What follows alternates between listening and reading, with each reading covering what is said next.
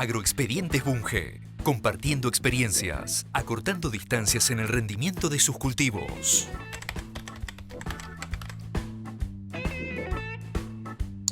Conozca nuestras experiencias en fertilización en diferentes cultivos, con distintos nutrientes y en distintas zonas. Más de 10 años de investigación de Bunge Fertilizantes en diferentes cultivos, puestos a disposición para que usted pueda maximizar el rendimiento de sus cultivos. Con Agroexpedientes Bunge, usted podrá consultar los resultados obtenidos, seleccionando por ubicación, directamente en el mapa, o por lista de expedientes, en el que aparecen detallados por tema y cultivo. Para una más rápida búsqueda de resultados acorde a sus necesidades, encontrará filtros por zona, cultivo y líneas de investigación. Una vez seleccionado, usted podrá ver el expediente. En el expediente podrá visualizar los datos del sitio, la tabla de resultados con los valores de rendimiento, dosis aplicadas, productos y formas de aplicación obtenidas, así como también un gráfico comparativo de las variables analizadas. Tendrá la posibilidad de descargar el agroexpediente, así como también realizar consultas al equipo técnico.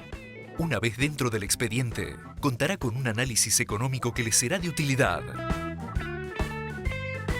Agroexpedientes. Conozca la nueva propuesta Bunge. Bunge. Más de 100 años produciendo juntos. En maíz, la solución es Solmix, el fertilizante líquido con nitrógeno, azufre y zinc. Su exclusiva fórmula disminuye la volatilización, aumentando los rendimientos. La solución para la fertilización en maíz es Solmix Zinc, de Bunge. Hola a todos, ¿cómo les va? Bienvenidos a este Congreso Maizar 2020 4.0 por los problemas de dominio público este año en forma virtual. Los invito a participar a todos de este panel integrado por muy prestigiosos especialistas sobre adopción tecnológica, impactos de una ley de conservación de suelos agropecuarios. Vamos a tener 3 presentaciones sucesivas. La primera va a ser ¿por qué una ley de mejora de suelos agropecuarios? Donde vamos a escuchar al ingeniero agrónomo Jorge Bassi de Fertilizar Asociación Civil. Jorge es ingeniero agrónomo por la Universidad de Buenos Aires y allí se especializó en fertilidad y uso de fertilizantes. Tiene un máster en negocios del IAE y tiene más de 25 años de experiencia laboral en empresas de fertilizantes. Actualmente es presidente de Fertilizar Asociación Civil. Posteriormente vamos a escuchar una disertación a cargo de 2 prestigiosos especialistas, Impacto fiscal de la Ley de Mejora de Suelos Agropecuarios. Va a estar a cargo de Nicolás Jorge y de Santiago Rossi, de la Bolsa de Cereales de Buenos Aires. Nicolás Jorge es economista de la Fundación INAI y es especializado en modelos cuantitativos, evaluación de políticas y comercio internacional. Y Santiago Rossi es economista del Instituto de Estudios Económicos de la Bolsa de Cereales de Buenos Aires. Por último, pero no menor, vamos a tener una disertación a cargo del ingeniero Eduardo Tajada, de la Cámara de la Industria Argentina de Fertilizantes y Agroquímicos, CIAFA. Jorge Eduardo va a hablar de la visión de la industria de los fertilizantes. Eduardo Tajada es ingeniero industrial egresado del ITBA, Instituto Tecnológico de Buenos Aires.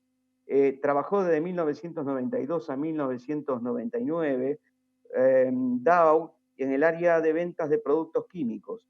En 2019 se asumió como presidente de CIAFA. Bueno, dejo abierto el panel y están, Jorge, creo que sos el primero. Gracias, Miguel, por la presentación. Bueno, como bien anunció Miguel, el sentido es explicar por qué necesitamos una ley o por qué entendemos nosotros que necesitamos una ley de mejora de suelos agropecuarios. De fertilizar, entendemos que hay una problemática a abordar con la fertilidad y el uso del recurso suelo y que esta ley viene a atender esa problemática. Por lo tanto, vamos en esta disertación a pasar por el impacto actual del uso de fertilizantes y explicar después, meternos de lleno en la Ley de Conservación de Suelos, que en su momento escribimos con un equipo de trabajo allá por el 2014.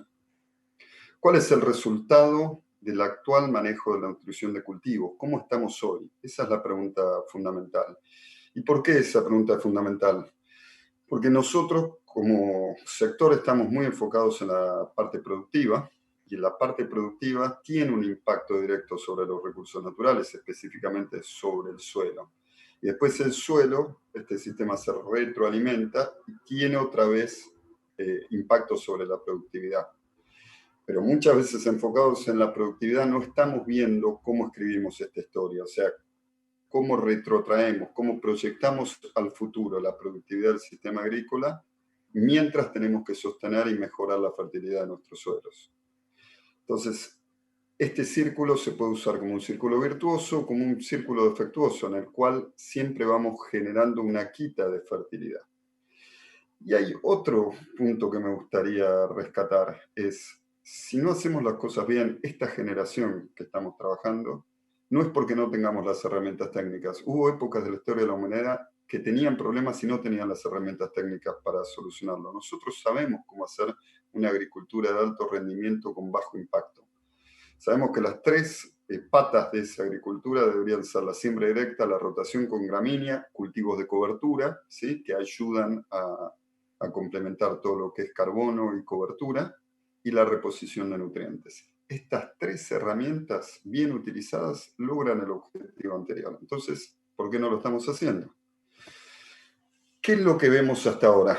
Y hasta ahora tenemos una historia de deterioro del recurso suelo, y ese deterioro del recurso suelo se puede ver en varios indicadores. En este momento estoy mostrando los mapas que hicimos junto con el INTA, un equipo del INTA Balcarce, en los que vemos lo que era la situación prístina a la izquierda, en el centro el mapa del 2011 y en la derecha el mapa del 2018. Ustedes pueden ver cómo van creciendo las manchas rojas y naranjas, que son las de menor contenido de materia orgánica, y cómo van desapareciendo todo lo que es los verdes, sobre todo los verdes oscuros.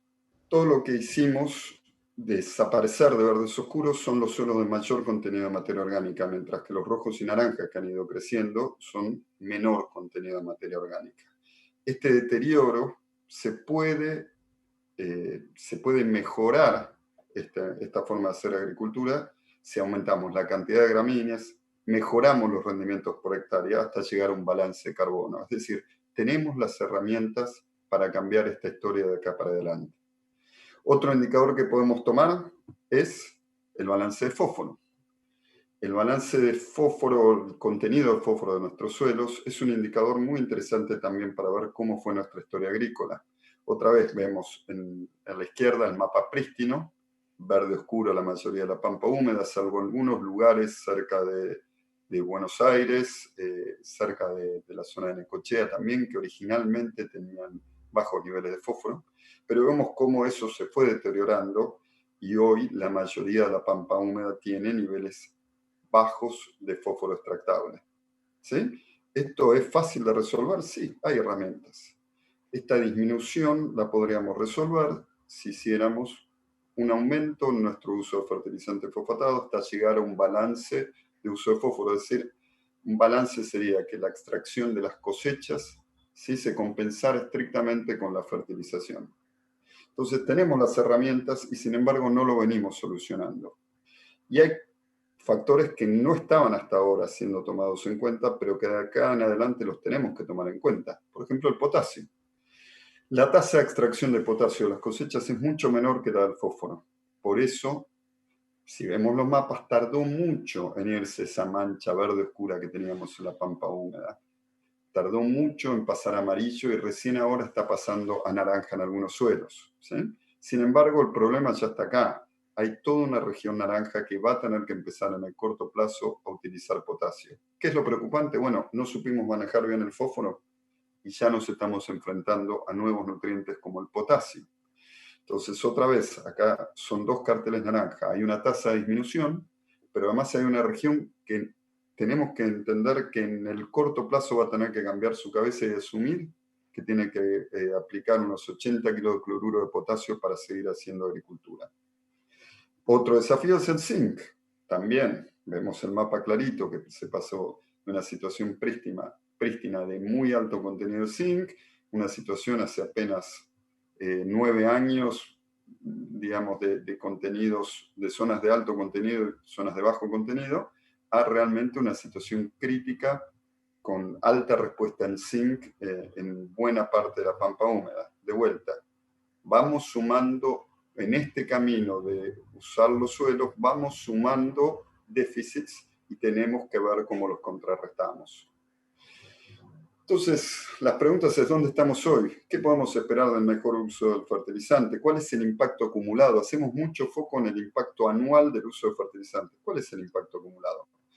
Para contestar alguna de esas preguntas, hicimos una red de ensayos en fertilizar, cambiando un poco el foco. Acá ya no íbamos en el clásico ensayo de nutriente por nutriente, sino hablando de tecnologías de nutrición.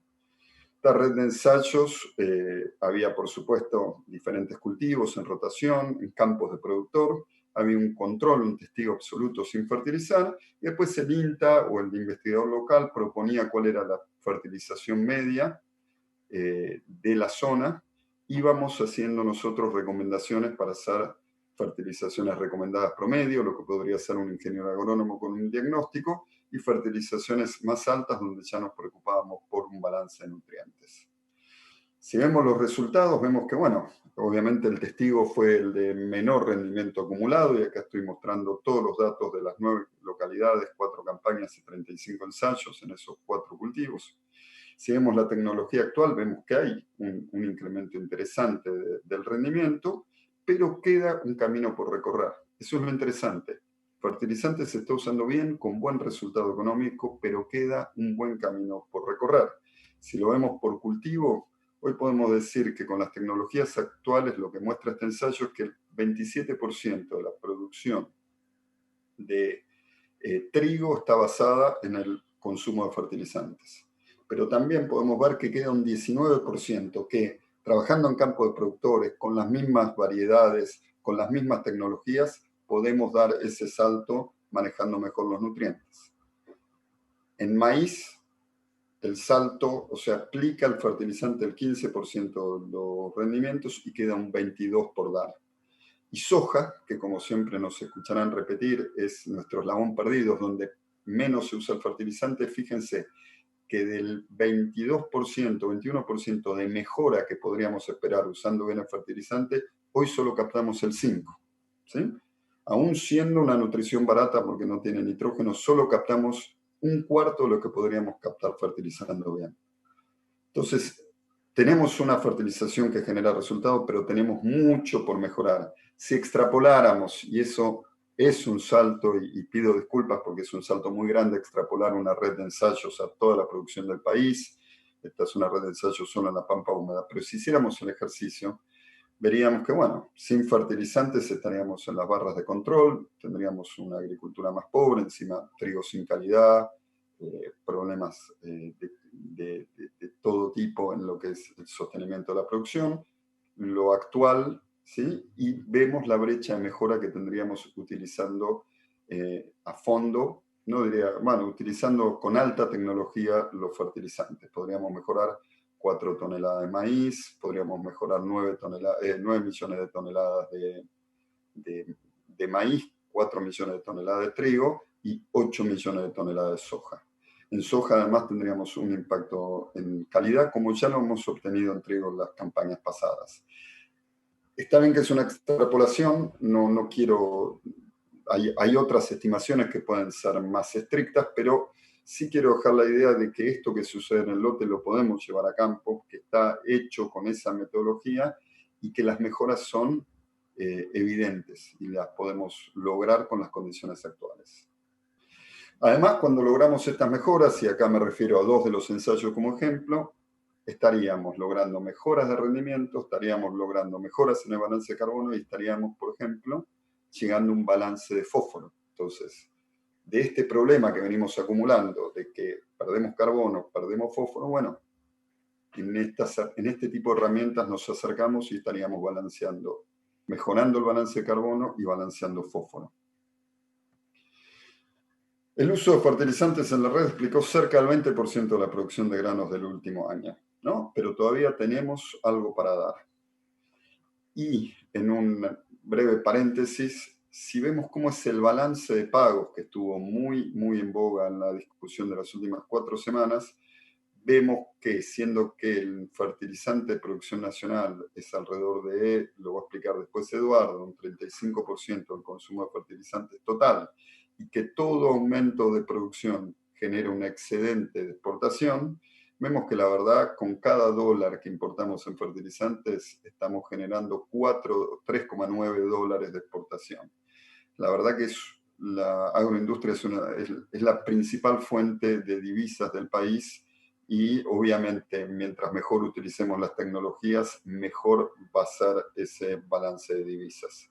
Salgo del paréntesis y volvemos a lo que a lo que es el corazón de la charla.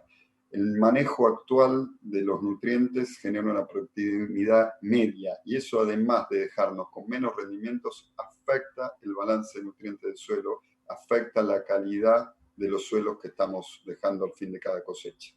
Entonces podemos cambiar el sentido de este círculo, podemos mejorar el sentido del círculo que presentábamos en el primer slide.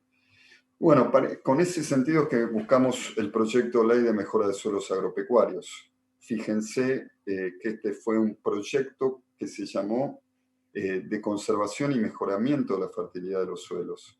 La herramienta era la promoción del uso de fertilizantes, pero el concepto era la conservación y mejora de los suelos. Para eso, en el 2014, nos juntamos un equipo de trabajo interactivo, gente de ACREA, Presid, CIAFA, FADIA, Fertilizar, Fundación Vida Silvestre, asesores de diputados. Se generó un borrador que después fue obviamente revisado por la gente del diputado Basterra, actual ministro, y se ingresó en el 2015 en la Cámara de Diputados. El fin era la preservación y mejora, la herramienta era la desgravación impositiva y era de carácter voluntario, ¿sí? La idea era desgravar en forma adicional el 100% del gasto de fertilizante. Todos los productores agropecuarios podían subirse a este plan, pero tenía algunos requisitos. Un plan de siembra a 3 años firmado por un profesional, un plan de fertilización de la campaña que se estaba presentando para que de alguna forma se pueda matchar con la inversión que se estaba haciendo y un análisis del suelo de los lotes. ¿Qué buscábamos con esto? Bueno, teníamos varios objetivos. Una, mejorar el ingreso de los profesionales que hicieran el plan a la empresa agropecuaria, incentivar buenas prácticas. El dueño de la tierra tenía que presentar el plan, con lo cual poner a este actor, que a veces es un poco difuso, que es el dueño de la tierra, a que revise un poco el cuidado de sus suelos que se deben alquilar. El análisis del suelo iba a ser parte de una información pública, con lo cual estos mapas que nos cuesta tanto hacer iban a salir prácticamente campaña a campaña, iban a permitir monitorear si esta ley estaba realmente mejorando las condiciones de los suelos. Y había beneficios para la pequeña agricultura y agricultura familiar. Bueno, nosotros cuando llevamos la ley a un margen por hectárea, lo que vemos, y obviamente el retorno sobre los gastos del año es un indicador discutible, pero lo que vemos es que si hay un suelo, por ejemplo, un productor que hace soja sobre soja, fertilizando muy poquito y realmente no se ve beneficiado por la ley, ¿sí? Si eso lo fertiliza fuerte, por lo menos buscando un balance de fósforo, tiene un mínimo impacto la ley sobre sus números. Realmente la gente que puede sacar provecho de la ley es la gente que está haciendo una rotación. Acá son los mismos números de márgenes, pero en el caso de una rotación trigo, soja, maíz, soja, que puede ser una rotación muy balanceada para la zona núcleo. Y fíjense cómo, en la medida que pasamos de la tecnología actual a una media o a una alta, en realidad el margen bruto aumenta, pero la rentabilidad tiende a disminuir. Y esto no sucede con la ley. La ley premia a la gente que apuesta en tecnologías, que apuesta en este tipo de inversión en fertilizantes, ya sea en campo propio como en campo alquilado. Entonces, el efecto que entendemos que tiene la ley es impulsar a la rotación, impulsar a la mejora de tecnología, porque hay una hay una herramienta fiscal que te lleva a eso. Y no puede ser aprovechada por gente que realmente está haciendo una muy baja tecnología en uso de fertilizantes, una soja que realmente no apunta a los problemas que estábamos queriendo solucionar. Entonces, los resultados esperados es corrección de dosis utilizados, estimulación de gramíneas o de cultivos de cobertura que permitan meter estos nutrientes, mayor cobertura, menor erosión, recuperar la fertilidad, la materia orgánica y el nivel de nutrientes de los suelos, aumento de rendimiento y aumento de calidad de los alimentos que producimos. A nivel país esperamos una conservación y mejora del recurso suelo, ¿sí? Un aumento de producción con excedente de saldos de exportación, promover la profesionalización en la toma de decisiones, generar un mapa de suelos que realmente nos respalde nuestro manejo de este recurso tan importante. Y obviamente creemos que hay una compensación fiscal por el aumento de producción, pero eso se lo dejamos a los otros oradores que tienen los números más firmes. Bueno, realmente esta era la parte que quería explicar yo. Les dejo la posta a los chicos, pero creemos que hay que mirar a un largo plazo en el manejo de los recursos y que tenemos las herramientas técnicas y lo que nos falta es un acuerdo social para ponerlas en práctica. Muchas gracias.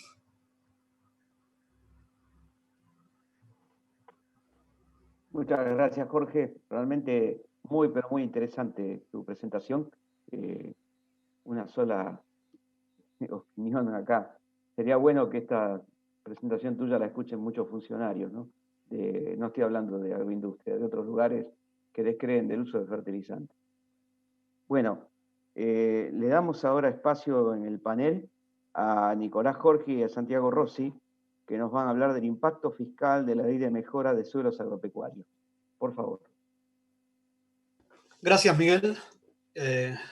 Es muy interesante la introducción que hizo Jorge. Me ahorró explicar unas cuantas cosas en cuanto a la política que vamos a evaluar. En líneas generales, como en parte ya adelantó, nosotros tenemos que expresar la política que vamos a evaluar de una manera muy puntual, entonces la vamos a poner así, la vamos a expresar como una deducción del monto imponible en el impuesto a las ganancias por el gasto total en fertilizantes. Y en principio trabajamos con dos escenarios, 50% de gasto en fertilizantes como deducción en el monto imponible del impuesto a las ganancias y un 100%. Una de las cosas muy interesantes que tiene este tema para estudiar es que nos permite aplicar una buena variedad de las herramientas cuantitativas que tenemos en la bolsa de cereales. De hecho, una de las principales herramientas que usamos para este tipo de análisis cuando miramos temas de paquetes tecnológicos y de aplicación de tecnología en la producción es la base de datos de relevamiento tecnológico que hace la bolsa de cereales, que nos permite agrupar a los productores en niveles de aplicación tecnológica alto, medio y bajo. Eso para nosotros fue un gran insumo para este estudio. Lo que vamos a hacer a partir de esa base de datos es asumir que los incentivos son suficientes como para que algunos productores pasen de los niveles bajo a medio y de medio a alto, ¿sí? Después voy a explicar un poco más qué pasa con eso. Ahora, con ese incremento, con ese pase en niveles tecnológicos, nosotros tenemos más consumo de fertilizantes, pero también tenemos más rindes. Entonces, por lo tanto, tenemos mejores márgenes. Con todos esos datos vamos a un modelo de la Fundación INAI que se llama PICSIM, que nos permite ver qué es lo que pasa con el área sembrada y la producción, incluso aguas abajo, ver lo que pasa, por ejemplo, con la molienda de oleaginosas, procesamiento de maíz y el consumo de maíz y las exportaciones. Entonces, con toda esa información, nosotros la podemos volcar al último paso de este análisis, que es el modelo que usamos para medir el Producto Bruto de la cadena agroindustrial.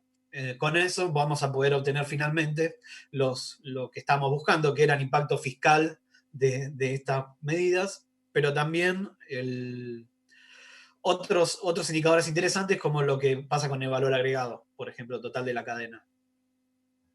Entonces, este trabajo en realidad es una reedición de un trabajo que habíamos hecho en 2017.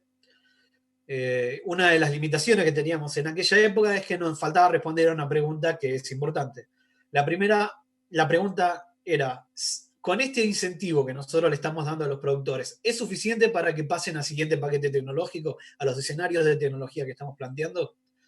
Gracias a una iniciativa de Santiago pudimos avanzar en esta respuesta en esta ocasión y vamos a ver que llegamos a conclusiones muy interesantes.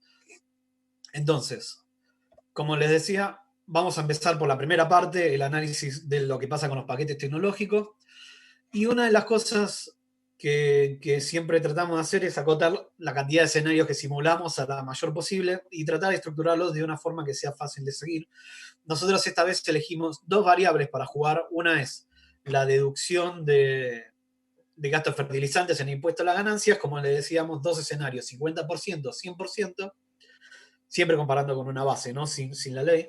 Y después tenemos los escenarios tecnológicos. Al escenario A le vamos a decir a cuál en que la mitad de los productores de cada nivel tecnológico pasan al nivel siguiente.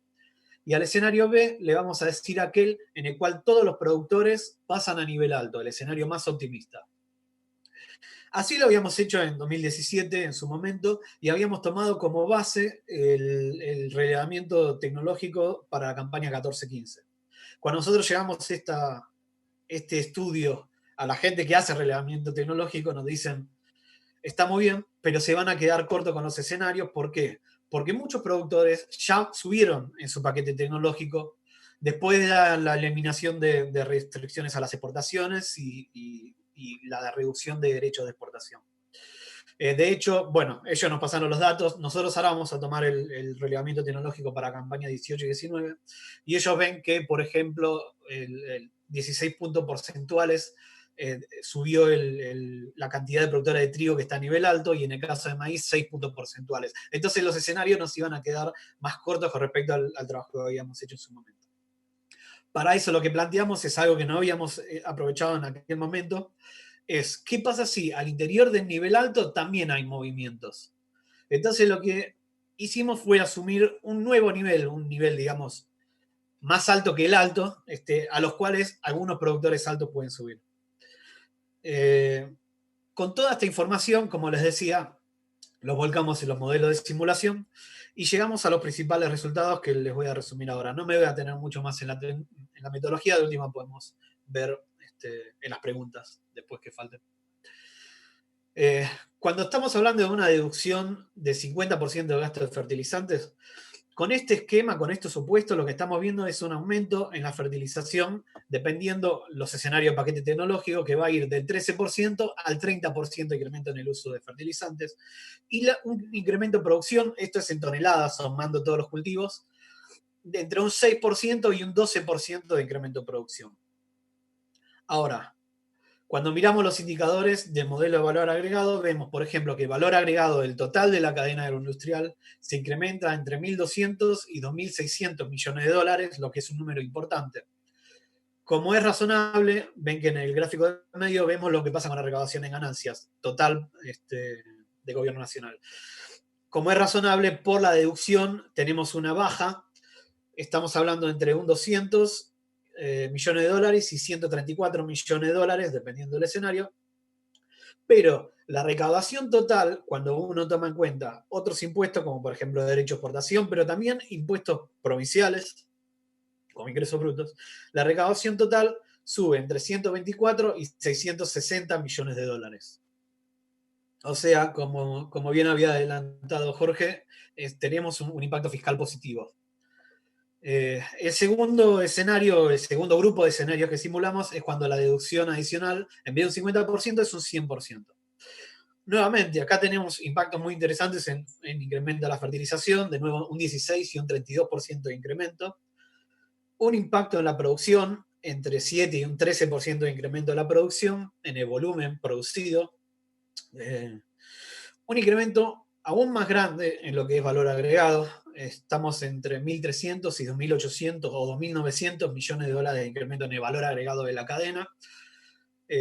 Tenemos, obviamente, como ahora estamos deduciendo un 100% de gasto fertilizante, una caída más grande de lo que es la recaudación por ganancias, alrededor de los 400, 500 millones de dólares, pero se ve compensado muy fuertemente con la recaudación de otros impuestos. De hecho, fíjense que en el peor de los casos la recaudación total quedaría solo 160 millones de dólares, pero puede subir en este escenario hasta 335 millones de dólares. O sea, se ve prácticamente compensado. De nuevo, como les decía, nosotros evaluamos qué es lo que pasa con estos supuestos en particular sobre avance en paquetes tecnológicos. La pregunta es, ¿alcanza con el incentivo que estamos dando para que los productores peguen ese salto en uso, en consumo de fertilizantes? Bueno, Santiago les va a explicar un poco más cómo hicimos para enfocar este problema. Adelante, Santiago. Gracias, Nico. Bueno, la idea de esta sección de la presentación es ilustrar un poco cuáles son los canales por los que opera esta propuesta de desgravación y ver en qué medida los incentivos que promueve la ley generan aumentos en las dosis de fertilizantes y esos aumentos en las dosis generan mayores rindes y logran mayor valor agregado. Entonces, para eso construimos un modelo de demanda de fertilizantes que la idea, digamos, del modelo es que cada campaña, digamos, los productores deciden las dosis de fertilizantes en función de dos variables, el precio de los insumos y el precio de los granos. Cuando mejora esa relación de precios, la demanda de fertilizantes es mayor y eso efectivamente lleva a mayores rindes. Entonces, como la desgravación del impuesto a las ganancias actúa en la práctica como una mejora de la relación insumo-producto, eso llevaría a una mayor demanda de fertilizantes. En nuestro modelo consideramos set de precios de insumos dados y de los granos. Entonces, lo que suponemos es que los productores van a elegir la dosis de nitrógeno y fósforo que maximice el margen. Lo que mostramos en ese gráfico sería para distintas dosis cuál sería el margen. Entonces, suponiendo, digamos, agentes, digamos, racionales, digamos, que busca maximizar su margen, determinamos cuál es ese óptimo de fertilización que le lleva a un máximo margen para cada nivel de desgravación. Siguiente, Nico, por favor. La respuesta de los rindes, digamos, a las dosis de nitrógeno y fósforo las obtuvimos a partir de la información del Reglamento de Tecnología Aplicada de la Bolsa de Cereales, que tiene información para 17 regiones del país, tanto de aplicación de fertilizantes como de rendimiento. En el gráfico lo que mostramos es la respuesta del rendimiento a la dosis de nitrógeno, pero también incorporamos fósforo. Esos son los dos nutrientes que tuvimos en cuenta en nuestro modelo. Siguiente, Nico, por favor. Y bueno, en estos gráficos lo que mostramos es, en el caso del maíz, en el eje X ponemos los distintos niveles de degradación, siendo 0% la situación actual y 100% el escenario de máxima degradación y 50% un escenario intermedio, pero también están todos los puntos, digamos, entre 0 y 100. Cada punto de esos gráficos es una decisión óptima del productor dada un set de precios y ese nivel de degradación. Entonces, lo que vemos, por ejemplo, en el gráfico de arriba a la izquierda es cómo con mayores niveles de degradación las dosis aplicadas de nitrógeno aumentan. En este caso, en particular en maíz, a nosotros nos da que se duplicarían las dosis aplicadas de nitrógeno. Lo mismo sucede en fósforo, que es el segundo gráfico desde la izquierda.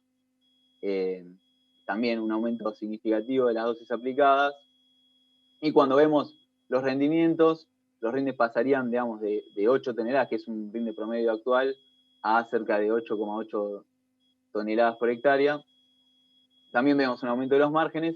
Y los dos gráficos de la derecha, ahí mostramos en el gráfico de abajo a la derecha, o sea, cómo cae la contribución, digamos, por impuesto a las ganancias, pero eso se ve compensado por un incremento del valor de la producción. En el siguiente gráfico, Nico, si puedes pasar una, en soja, digamos, los impactos son menores, sí se ve un aumento significativo en la dosis de fósforo, pero por tener menor respuesta, digamos, y menor gasto en fertilizantes, la ley tiene un impacto un poco menor, aunque sí se ve un crecimiento en los rindes y una mejora en el margen. Por último, presentamos el del trigo, en el que también vemos un aumento significativo de las dosis aplicadas en nitrógeno y fósforo, esos son los gráficos de arriba a la izquierda. un aumento de los rindes que pasarían, digamos, de 3 toneladas a cerca de 3,5, ese está en el gráfico de abajo a la izquierda.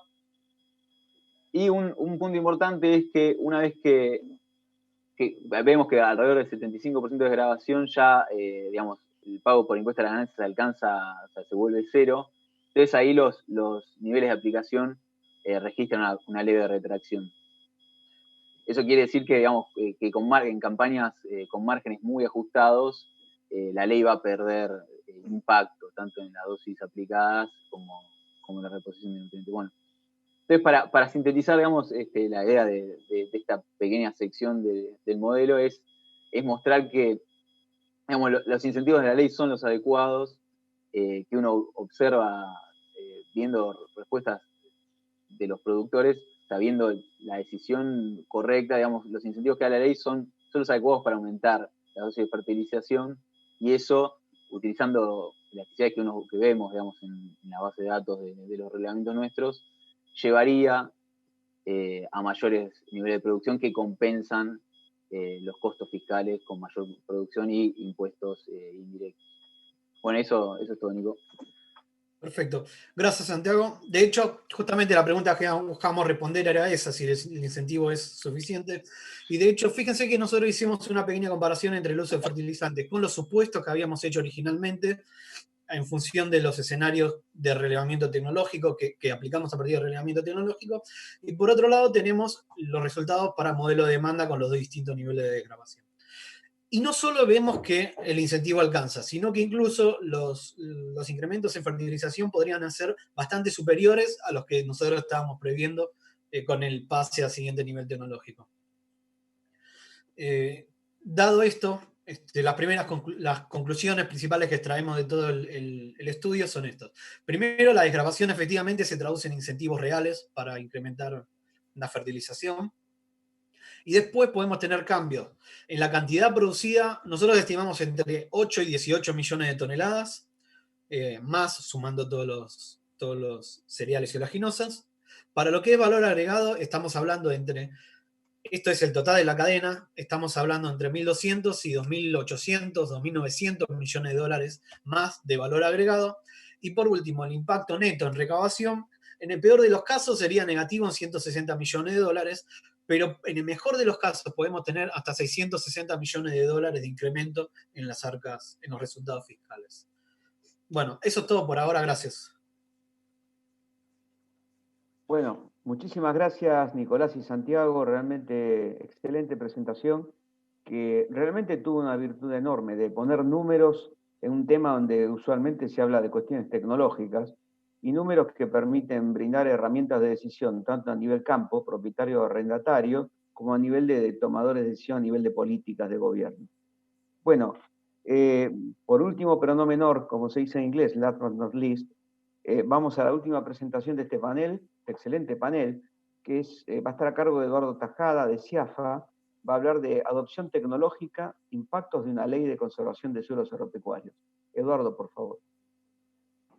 Bueno, Miguel, gracias. Hola a todos. En nombre de CIAFA, la Cámara Industrial Argentina de Fertilizantes y Fitosanitarios, quiero agradecer a los organizadores del Congreso el espacio que nos han dado para exponer. Para los que no conocen la Cámara, CIAFA está formada por los productores locales de fertilizantes y fitosanitarios. Argentina tiene una particularidad, junto con Estados Unidos y Brasil, son los principales fabricantes o productores de insumos para el agro en América. Estas son las empresas de fertilizantes que forman parte de la Cámara, suman 16. Prácticamente con esto estamos abarcando todos los productores, todos los proveedores de fertilizantes de la industria. Lo que quisimos hacer fue hacer un poco de historia en relación al tema de los fertilizantes y las distintas proyecciones que se han venido dando en la Argentina. Para eso tomamos un estudio de la Fundación Producir Conservando. La Fundación Producir Conservando inició sus actividades por allá por el año 2002, y Gustavo Oliverio y Gustavo López presentaron en septiembre de 2008 un trabajo denominado Fertilizantes e Infraestructura para la próxima década. Vamos a ir directamente a algunos números que mostraron ellos. Tomaron como base el promedio de las áreas sembradas entre el año 2006 y el año 2004 y plantearon dos escenarios o dos proyecciones, una hipótesis no sustentable, que es la hipótesis que acá vemos con H1, y una hipótesis sustentable, que es la hipótesis H4. Cuando miramos la primera hipótesis, la no sustentable, está planteando llegar a los 120, 122 millones de toneladas con una superficie de siembra de soja de 31 millones de hectáreas.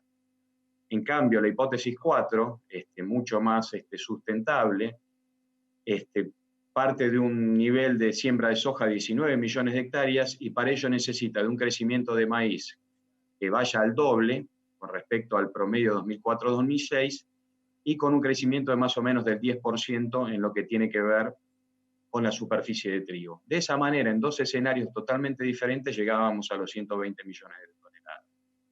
El análisis de la necesidad de fertilizante para ese planteo sustentable daba que para los 5 cultivos principales se tendría que estar reponiendo 4.500.000 toneladas de fertilizantes. En alguna medida, ese fue el norte que asumió la industria y se fue preparando en los años siguientes para ello. Pero Gustavo López y Gustavo Oliverio, en mayo del 2011, vuelven a hacer un análisis para proyectar el mercado argentino de producción de cereales y oleaginosas, y se hacen la pregunta si es sustentable el sistema actual de producción. Y resumiendo algún gráfico interesante del trabajo, vemos que lo que ocurre, tomando el periodo desde el 2001 al 2009, particularmente el 2007-2009, de lo que fue la superficie de siembra de cereales, veíamos que si extrapolábamos esa curva, cada vez íbamos a tener menos cereales en la Argentina. Es más, de hecho, mencionan ellos, y lo traigo del trabajo, que si hubiéramos seguido por el camino que venía planteándose desde el punto de vista de lo que era la siembra de soja, para el 2020 alcanzaríamos los 30 millones de hectáreas de siembra de soja. Aquí en estos planteos lo que decidieron es disminuir la superficie de soja. En el primer cuadro muestran una superficie de cereales de 14 millones de hectáreas y de soja de 25 millones de hectáreas. De esa manera, tomando el rinde de esos cultivos, se llega a 135 millones de toneladas. Y en el caso de abajo lo que vemos es un escenario más conservador, pero no por eso más realista de lo que estaba ocurriendo hasta el momento, donde vemos que plantean una superficie de trigo de 5.800.000 hectáreas, de maíz de 5.200.000 y para soja prácticamente 22 millones de hectáreas. Fíjense cómo de las proyecciones que ellos fueron haciendo fueron bajando algunos números tanto para trigo como para maíz por lo que se venía dando. Pero de golpe algo cambió. Y cuando tomamos el año 2008 y lo comparamos con los escenarios que se estuvieron planteando desde la Fundación Producir Conservando, vemos que en lo que hace a trigo se llegó a la superficie de 6.300.000 hectáreas como se planteaba en la hipótesis sustentable del año 2008. En lo que hace a trigo se llegó a los 6.300.000 hectáreas, superando la hipótesis del 2008 y con creces la proyección al 2020 que se hizo en el 2010, y con una superficie de soja que solamente alcanzó los 17 millones de hectáreas. Algo para tener en cuenta, después de mucho tiempo en Argentina se consiguió que la producción de maíz superara la de soja. Con una mejora en las relaciones insumo-producto para el productor agropecuario, lo que termina ocurriendo es que finalmente se pueden alcanzar los valores de siembras de gramíneas. Esto muestra que cuando hay incentivos y estímulos, la producción aumenta, el productor responde, invierte y siembra. En este gráfico lo que podemos ver es de una manera más gráfica lo que ha ocurrido en los últimos años. Se aprecia claramente cómo la superficie de soja y la producción va perdiendo participación frente a otros cultivos. Hubo un fuerte crecimiento de gramíneas y como mencionó Jorge en su presentación, sin llegar a ser el óptimo, lo que ha ocurrido especialmente en las últimas 2 campañas es claramente más sustentable que lo que ha venido ocurriendo en años anteriores. O sea, soja sobre soja, baja rotación, baja recuperación de materia orgánica en el suelo, bajo uso de tecnología de fertilización y reposición de los nutrientes que se llevan los cultivos. Ahora bien, con estos planteos, con una mayor siembra de gramíneas, ¿quién se beneficia? Y nos beneficiamos todos. Se beneficia el productor, se beneficia nuestro suelo y nuestro ecosistema, las empresas proveedoras de insumos, los fabricantes de maquinarias, los contratistas, los operadores portuarios, las agencias marítimas, empresas de transporte terrestre, tanto vial como ferroviario, los proveedores de infraestructura logística, el corralón del pueblo, los concesionarios de autos, etcétera, etcétera, etcétera. Acá me podía extender indefinidamente. Se beneficia el Estado Nacional y los Estados provinciales que recaudan mayores impuestos directos e indirectos. Se beneficia sustancialmente el ingreso de divisas a la Argentina, es algo tan necesario. Y se beneficia la sociedad en su conjunto por tener un agro más sustentable, con mayor capacidad de producir alimentos. Es por ello que consideramos que es muy importante esta ley. Esta ley estimula la producción sustentable, y esto es sustentable para todos. La coyuntura no debería permitirnos que se pierda de vista el mediano y el largo plazo y que se vuelva a planteos menos sustentables. Por citar un caso particular, este año lo que está ocurriendo con el COVID, ha disminuido notablemente el consumo de combustibles, los combustibles tienen un corte de etanol, obviamente bajó violentamente la demanda de etanol y por ende han cerrado plantas de producción de etanol en Estados Unidos, cayó el precio del maíz y eso en alguna medida podría alentar a una menor superficie de siembra de maíz y creo que es algo que se puede tratar de evitar. Es por ello que entendemos que la ley podría proporcionar un estímulo y un efecto amortiguador de los escenarios de crisis en que pueden ir planteándose. Pero bueno, no se trata de echar por echar, y eso quiero que quede muy claro, digamos, tanto las empresas que forman la Cámara como la Cámara, y especialmente Fertilizar, que trabaja todos los días estudiando la sustentabilidad del sistema agropecuario argentino. La sociedad tiene varios objetivos, y dentro de esos objetivos podemos abrirlos en ambientales, económicos y sociales, y solamente para citar algunos, digamos. El manejo responsable de los fertilizantes, y es a lo que todos apostamos, mantiene la biodiversidad, hay menor pérdida de nutrientes, se conserva la calidad del aire y del agua, hablando de aspectos ambientales, desde el punto de vista de lo social, brinda condiciones de trabajo, permite tener alimentos accesibles a un más bajo costo, y si citamos qué es lo que ocurre desde el punto de vista económico, tenemos mejor calidad de los alimentos, estabilidad en los rendimientos, retorno de la inversión para el productor. Entonces nosotros apostamos a que se utilice la fuente correcta, a la dosis correcta, en el momento correcto y de la forma correcta. No se trata de echar por echar. Aquí vemos lo que fue la evolución del mercado de fertilizantes en los últimos años, en realidad desde 1990, y a pesar de un proceso de stop and go que se dio en algunos años, la tendencia muestra un fuerte crecimiento de la mano de la producción agropecuaria argentina. El último ciclo de crecimiento que podemos ver está muy alineado con el aumento de las gramíneas. Obviamente, como comentaba ya antes Jorge, hay una parte importante del fertilizante que se consume en Argentina, que es importado, pero por cada peso que entra de fertilizante importado, obtenemos 3,9 pesos, perdón, por cada dólar obtenemos 3,9 dólares de producción agropecuaria. La industria, como mencioné al principio de la presentación, con ese norte que teníamos fijado, invirtió para acompañar el crecimiento, tanto de plantas productivas como en infraestructura logística. De otra manera, no se hubiesen podido atajar los 4.600.000 toneladas que se dieron en el año 2019. Bueno, acá estoy mostrando un poco lo que fue la cronología de la construcción de plantas de producción de fertilizantes en Argentina. Esto arranca por allá por el año 60 con la planta de Uría Perlada de Campana. Luego se hizo un revamping por los 90 para llevarla a 180.000 toneladas. En el año 2000 se incorpora la producción de 1.200.000 toneladas de urea granulada en Bahía Blanca. Por allá por el año 2005 se comienza a producir tiosulfato de amonio en una planta de 130.000 toneladas en Campana. Después vino el momento del inicio de la producción de superfosfato simple en Quebracho con 200.000 toneladas y posteriormente en Ramallo. Y en los últimos años lo que se ha visto han sido revamping de las plantas actuales de Ramallo y de Bahía Blanca, de urea y de superfosfato simple. Pero como mencioné antes, esto es una parte de la película. Esto tiene que ver con la producción local de fertilizantes. De la mano de esto, ha venido inversiones muy importantes en lo que tiene que ver con logística, especialmente logística en puertos, si bien también hubo logística inland. Si miramos un poco cómo está compuesto el mercado argentino de fertilizantes, vemos que el consumo agropecuario en Argentina de fosfatado llegó el año pasado a 1.700.000 toneladas, tanto el nitrogenado a 2.600.000.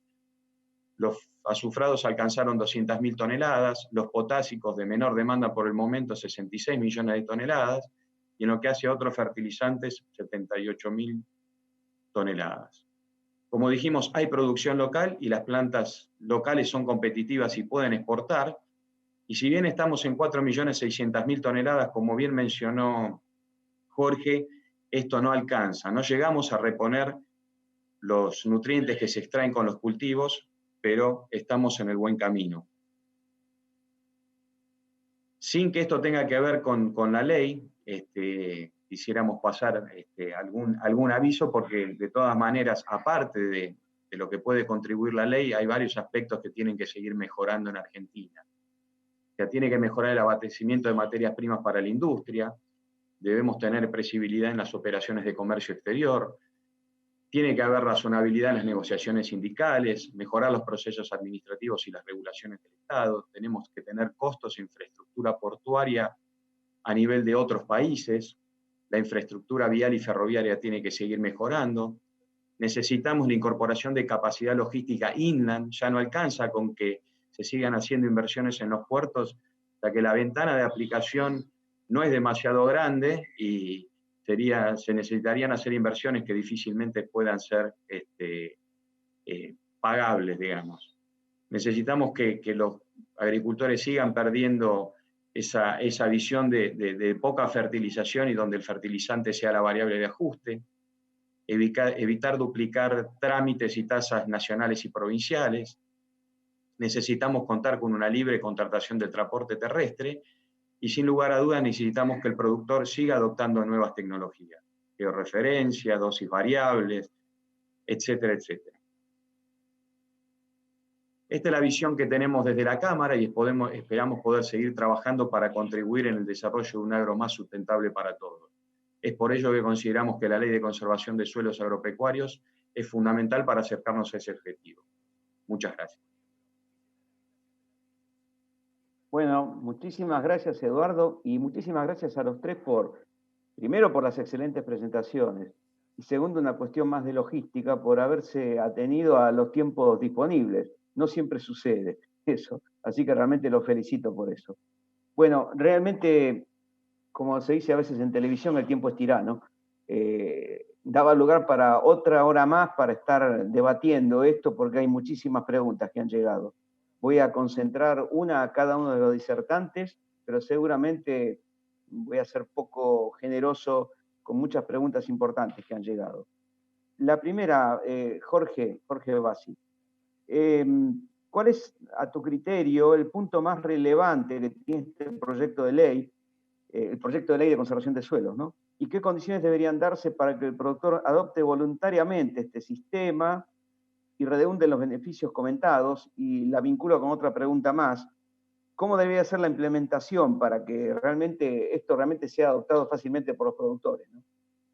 Bueno, empiezo por la última. Nosotros en su momento habíamos imaginado una implementación absolutamente digital, intentando que los tiempos sean lo más cortos posibles, con una aplicación que directamente el agrónomo responsable, ¿sí?, que tenía que ser un profesional de las ciencias agrarias responsable de hacer el plan, pudiera hacerlo, presentarlo, marcar a cuáles eran los campos, cómo iba a ser una rotación, un plan con detalle de la fertilización del año, lo firmara el dueño y todo eso pudiera hacerse en forma digital.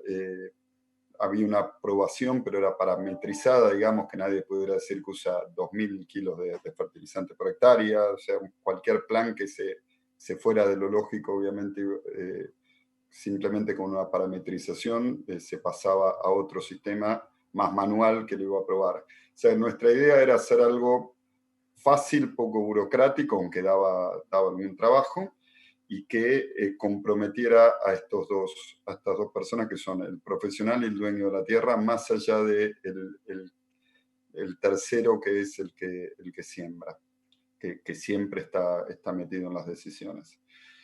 En cuanto a cuáles son las claves, yo creo que Jorge estuvo en un punto que es cuánto hay que realmente dar como beneficio fiscal para que el productor se sienta cómodo mejorando la tecnología en fertilizantes. Eduardo también fue por otro camino y dijo, bueno, cuando mejoraron mucho las relaciones insumo-producto se dio igual, ¿sí? El sistema mismo nos está dando algunas respuestas, la soja, como yo le llamaba gratis, prácticamente sin insumos, se ha complicado, entonces ya la soja no es tan fácil volcarse a un monocultivo de soja, pero la clave es dar con el incentivo fiscal adecuado, que yo creo que el cálculo que hizo Jorge es muy, muy interesante y hay que tenerlo en cuenta para discutir la ley, una práctica fácil en la que se hagan las preguntas y las presentaciones mínimas pero concretas que estamos necesitando, y un sistema general que dé la oportunidad al productor a mirar un mediano plazo. Tenemos que empezar a mirar el mediano plazo. Muchas gracias, Jorge. Bueno, había más preguntas para vos, pero evidentemente vamos a pasar a entonces. Acá yo tengo una pregunta que es para la gente de la Bolsa de Cereales, para Nicolás y para Santiago, pero yo también entiendo que la puede responder cualquiera de los otros integrantes del panel. Pero vamos en principio a Nicolás y Santiago, que dice, ¿cuál es a su criterio el principal factor que limita hoy, o sea, estamos hablando de este año, la aplicación de tecnología de fertilización? Entendiendo que en nuestro país las condiciones van cambiando de año a año, ¿no? ¿Cree usted que este estímulo puede ser suficiente para que los productores mejoren la rotación con cultivos de gramíneas y la aplicación de fertilizantes? Bueno, muchas gracias por la pregunta. De hecho, una de las características que tiene la política que estamos analizando en sí es que, y es uno de los supuestos que nosotros hicimos, es que en años con condiciones extremas, tanto de precios como climáticas, no tiene costo, así como realmente tampoco es que redundan tanto beneficio como había adelantado Santiago. En años con márgenes muy pobres, tampoco el productor tiene incentivos derivados de esta política, pero tampoco tiene costos, así que en ese sentido es sustentable por sí misma. Y la segunda parte era...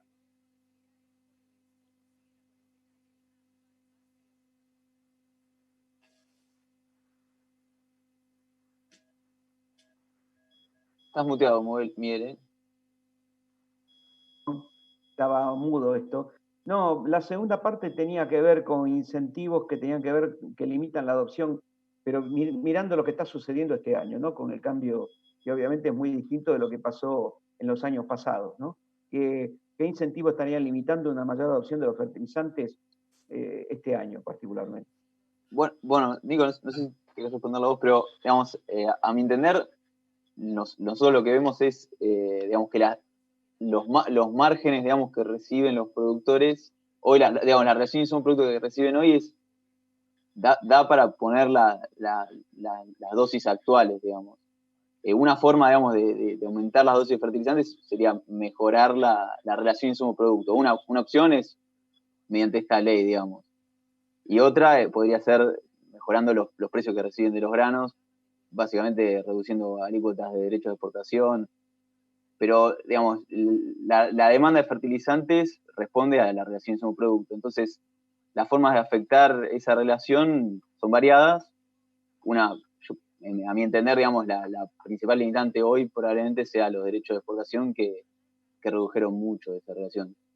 Otro factor también puede ser, digamos, si hay diferencial de tipo de cambio, digamos. Si finalmente, digamos, los fertilizantes se terminan importando un tipo de cambio más cercano a un tipo de cambio informal, esa relación insumo-producto también se deteriora. digamos, no es lo que está pasando todavía, digamos, pero si en algún momento eso sucede, eso puede llevar a una caída mayor también de los fertilizantes. Eso es todo, digamos. Bien, no sé si alguno de los otros integrantes del panel, porque entiendo que es un tema que los toca a todos. Si quiere agregar algo, pasamos a una pregunta para Eduardo acá. No sé si Jorge o Eduardo. Bien, Eduardo, según lo que vi en la presentación tuya, creo que explicaste muy bien las posibles limitantes que estamos teniendo en inversiones, lo que es inversiones inland, infraestructura, puertos, pero acá se está preguntando quizá una ampliación de eso, ¿no? Que dice, respecto a la producción, acopio, logística y transporte de fertilizantes y un posible aumento del consumo de estos fertilizantes, ¿cómo está preparada la industria a nivel portuario y a nivel de los canales de distribución para afrontar esta demanda? Bueno, la realidad es que el mercado siempre creyó, digamos, el mercado y los proveedores de insumos siempre creyeron que Argentina tiene la potencialidad para que crezca su producción agropecuaria. Entonces, más allá de situaciones de coyuntura, como vimos en las presentaciones, donde el mercado no parecía estar creciendo, incluso en algún momento algún stop and go se presentó, la industria siempre siguió apostando. De hecho, hoy por hoy hay proyectos de aumento de capacidad de producción de fertilizantes en la Argentina y por otro lado, todos los días aparecen empresas que están invirtiendo, que están haciendo de su logística una ventaja y están buscando justamente ser más eficientes. Así que desde ese punto de vista lo hemos visto en años anteriores, cuando parecía que el escenario no era favorable, las empresas invirtieron y creo que van a seguir por ese camino, no me cabe duda. Bien, muchas gracias, Eduardo. No sé si habrá espacio para una pregunta más, pero quizá le dejo una última reflexión que tiene que ver con los impactos ambientales. No sé si alguno de los tres, particularmente quizá Jorge o Nicolás y Santiago, evaluaron dentro de los impactos posibles de un incremento de la demanda y consumo de fertilizantes, algún estudio sobre los posibles impactos ambientales. Y por ambientales estoy pensando, por un lado, emisiones de gases de efecto invernadero. Hoy por hoy los fertilizantes no son una fuente clave en las emisiones de Argentina, a diferencia de la ganadería, por ejemplo, tema que está bastante en discusión de todos modos, si está hecho ese análisis, o también lo que tiene que ver eventuales impactos sobre contaminación y ese tipo de cuestiones que afectan tanto a Europa, por ejemplo. Mira, voy a tomar un concepto de Deregius, profesor de la facultad. Que en paz descanse el Dere, pobre. Él decía que había una palabra que era degradar el ambiente y que en castellano no se usaba la palabra contraria, que era agradar el ambiente, ¿no? O sea, el impacto ambiental en parte es positivo. Yo lo mencioné, obviamente mencioné esas partes positivas, aumento de aporte de carbono, mejora, en ese sentido vas a estar atrapando parte del carbono, vas a tener un efecto de gases positivo. Hay otro efecto positivo que es un balance de nutrientes que hace un suelo más saludable. En cuanto al impacto, por ejemplo, vos hablabas de un aumento en el consumo de fertilizantes nitrogenados, empiezan a ver en la industria de fertilizantes nitrogenados agregado de sustancias que mejoran la eficiencia de estos nutrientes, evitando las pérdidas por lixiviación, evitando las desnitrificaciones, mejorando mucho el impacto ambiental. Esto se ha utilizado en diversos países que utilizan ya dosis muy altas como una forma de no bajar la dosis. En términos generales, todo lo que sea eficiencia, si nosotros logramos que la fertilización termine en la planta, en general el impacto sobre el suelo es mínimo, ¿sí? Entonces, todo lo que Argentina en general es un sistema muy eficiente porque es un sistema no solo sin subsidios, sino que en general con una muy alta presión fiscal, con lo cual todos pensamos las decisiones con un altísimo componente de eficiencia. En ese sentido, el impacto ambiental es menor. Ahora, estas sustancias que se agregan a los fertilizantes nitrogenados, yo creo que a futuro también van a tener un uso muy importante en Argentina, porque son una de las pocas herramientas que tenemos, además del mejor uso agrícola, o sea, mejores decisiones en el campo, para lograr este camino que estamos planteando sin las consecuencias de efecto invernadero que vos nos comentabas. Pero por eso traigo el concepto de residuos de agradar. No todo el impacto ambiental es negativo y parte de las partes más evidentes y claras y conocidas que tenemos son positivas. Sí, Jorge, yo, bueno, me toca trabajar en ese tema precisamente. Concuerdo totalmente con lo que estás diciendo, realmente. Solamente que cuando estudiaba agronomía en los 70 ya se hablaba de las nitrapirinas, las ciruelas revestidas, etcétera, etcétera. Y todavía está relegado el uso. Una pregunta, ¿hay un costo importante adicional para el productor por el uso de estos fertilizantes mejorados? Sí, hay un costo, vienen bajando, y yo te diría que sí, que como vos cuando empecé a trabajar también se hablaba, hay nuevas tecnologías, hay otras que han bajado de precio porque se vencieron las patentes, pero ya en Estados Unidos, por ejemplo, se habla de que el 50% de los fertilizantes nitrogenados se están aplicando con este tipo de sustancias, con lo cual ya empiezan a pesar en la producción mundial y el factor más importante es el ambiente. A nivel de costos siguen siendo tecnologías costosas. Bien, bueno, me parece una novedad importante, ¿no? Como decía Jorge Luis Borges, para novedades vayan a los clásicos. Así que realmente excelente.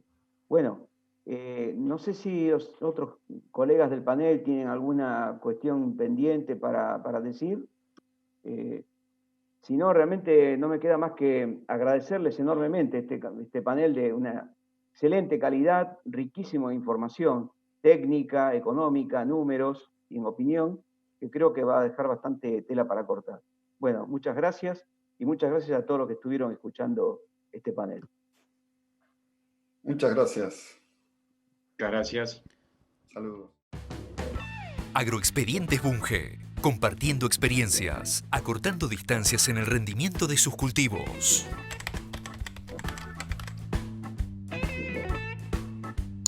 Conozca nuestras experiencias en fertilización en diferentes cultivos, con distintos nutrientes y en distintas zonas. Más de 10 años de investigación de Bunge Fertilizantes en diferentes cultivos, puestos a disposición para que usted pueda maximizar el rendimiento de sus cultivos. Con Agroexpedientes Bunge, usted podrá consultar los resultados obtenidos seleccionando por ubicación directamente en el mapa o por lista de expedientes, en el que aparecen detallados por tema y cultivo. Para una más rápida búsqueda de resultados acorde a sus necesidades, encontrará filtros por zona, cultivo y líneas de investigación.